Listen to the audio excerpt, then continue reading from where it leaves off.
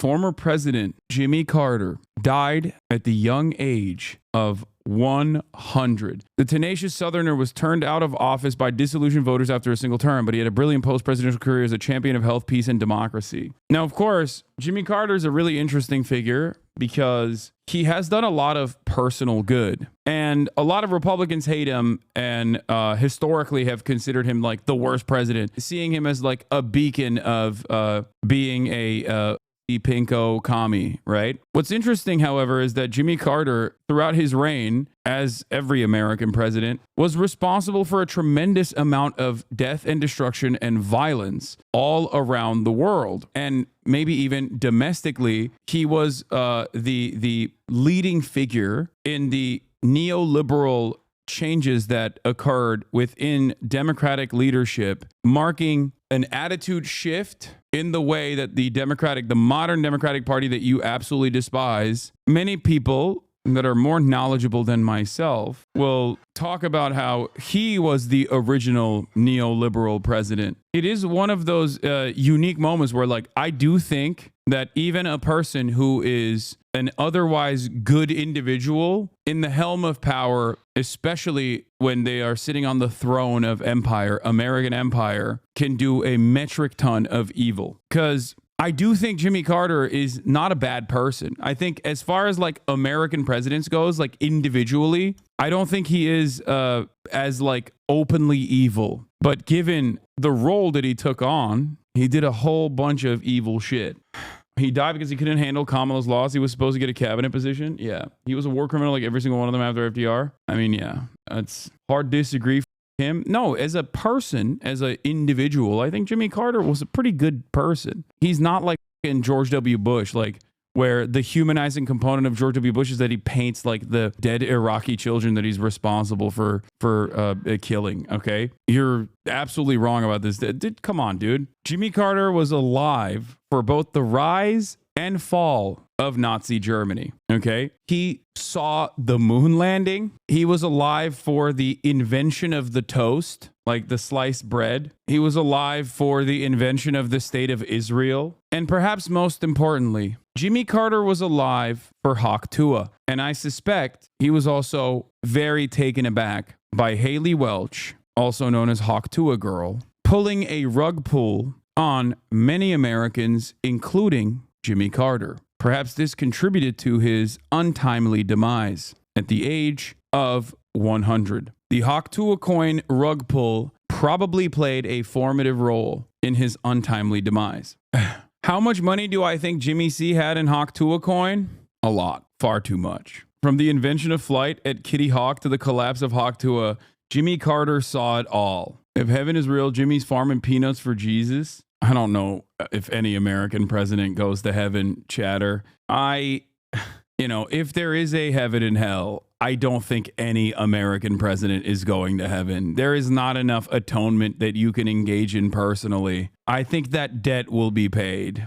And yes, not even Carter, who did engage in a shit ton of good. Absolutely. In his individual life, Jimmy Carter was an exemplary individual. That much is 100% true. I will never sit here and act like that's not the case. That's why I'm saying he's one of the very unique. He is a unique president in the sense that out of all of like the modern age American presidents, he is the one notable figure that comes to mind that actively, in a very hands-on approach, did good things. Okay? He did. A man should not be alive for Vladimir Lenin's death and Skibbity toilet. Yeah. Jimmy Carter's last tweet. I'm all in on Haktua coin. Hold on that thing. Why are you calling him a good guy? He committed genocide in East Timor. Chatter, I think you misunderstood what I was saying. I think it's important to note that he was a good person individually and still is, I mentioned over and over again that he's probably looking up at us if there is a heaven and hell. Okay. You understand? Some chatters need transcripts to reference because their ears do not work. Yeah. I think it's also really interesting because like you can be the best person possible in your individual affairs and yet still do a metric ton of objectively evil things in, when you are sitting on the throne. Jimmy Carter, a no-frills and steel-willed Southern governor who was elected president in 1976, was rejected by disillusioned voters after a single term and went on to extraordinary post-presidential life that included winning the Nobel Peace Prize. Died Sunday at his home in Plains, Georgia, according to his son, James E. Carter, known as Chip. He was 100 and the oldest living U.S. president at the time, of all time. His son confirmed the death, but did not provide an immediate cause. I mean, we can make up our minds on this. I think you just kind of die at that point. As you know, he was literally living on 1 HP for quite some time. In February 2023, in a statement, the Carter Center said the former president, after a series of hospital stays, would stop further medical treatment and spend his remaining time at home under hospice care. He had been treated in recent years for an aggressive form of melanoma skin cancer with tumors that spread to his liver and brain. His wife, Rosalind, died on November 19, 2023, at 96. The Carters, who were close partners in public life, had been married for more than 77 years, the longest presidential marriage in U.S. history. His final public appearance was at her funeral in Plains, where he sat in the front row in a wheelchair. Mr. Carter, a small-town peanut farmer, U.S. Navy veteran, and Georgia governor from 1971 to 1975, was the first president from the Deep South since 1837, and the only Democrat elected president between Lyndon B. Johnson's and Bill Clinton's terms in the White House. As the nation's 39th president, he governed with strong Democratic majorities in Congress,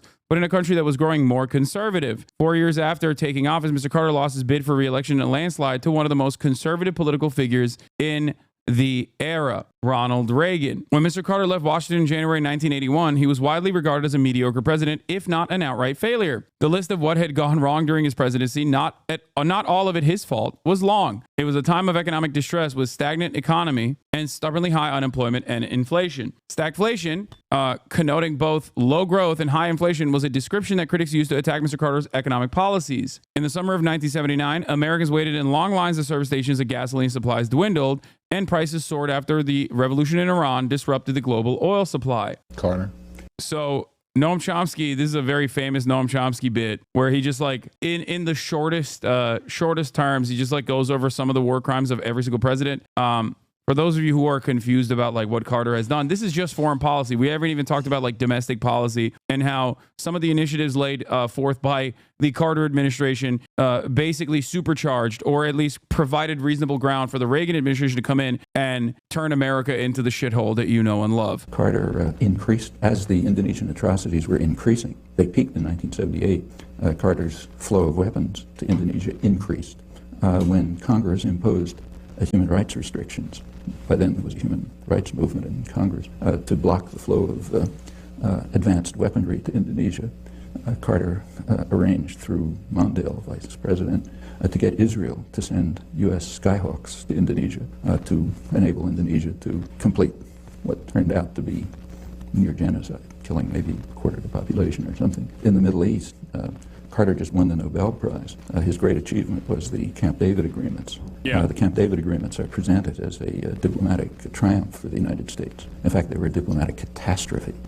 At Camp David, the United States and Israel accepted, finally, Egypt's 1971 offer, which they had then, U.S. had rejected at the time, except that now it was... Can you explain Ronald Reagan administration like I'm 5?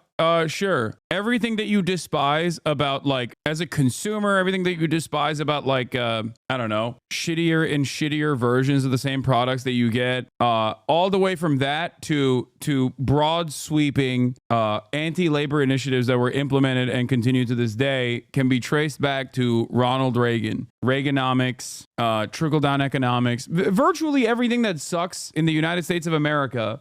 I'm not in favor of like a single person being responsible for all of the evil. Obviously, that is anti-materialist thinking. Having said that, however, in the most reductive terms, if you hate something that's happening and you're like, why does the government have no solution to this? It seems like other competent administrations actually have a solution to this. Why is there so much income inequality? Why is there so much death and destruction? You can trace all of that back to Ronald Reagan. He is the guy, and he is so bad. You can even point to Carter opening up the opportunity for this evil spawn of Satan to take control over, by incredible margins, the American government and virtually destroy everything about American life.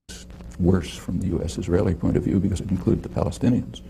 In order to get Israel to accept Egypt's 1971 offer, after a major war and atrocities and so on. Carter raised aid, military and other aid to Israel to more than 50% of total aid worldwide.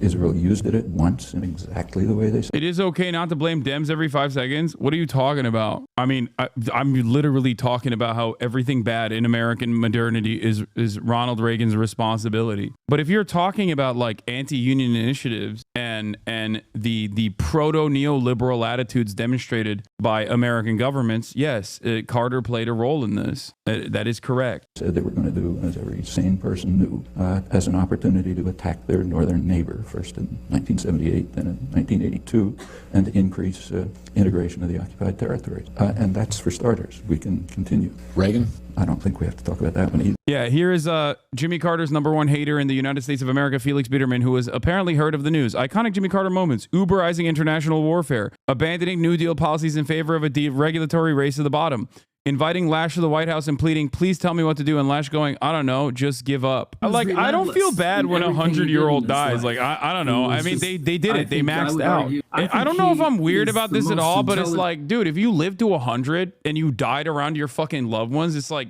what? You did it. You won. Like, what are we fucking doing here? You know, you made it. You maxed out. That's the fucking hard cap. That is the hard level cap on life. Okay. There is a finite amount of time that you could be alive. You make it past like 80, you're great. You're chilling. Okay. Big time. Does that make sense? Like, I don't know. Maybe I sometimes come across as like indifferent when I'm covering stuff like this, but it's like, I don't know. Maybe it's weird for me to not feel some type of way about this. Maybe I'm supposed to feel bad, but I can't. You know, he lived a long ass life. He got to do a whole bunch of shit. A lot of bad as well, considering that he was, you know, once again, the president of the United States of America. It just comes with the job, comes with the territory. Anti-union initiatives, creating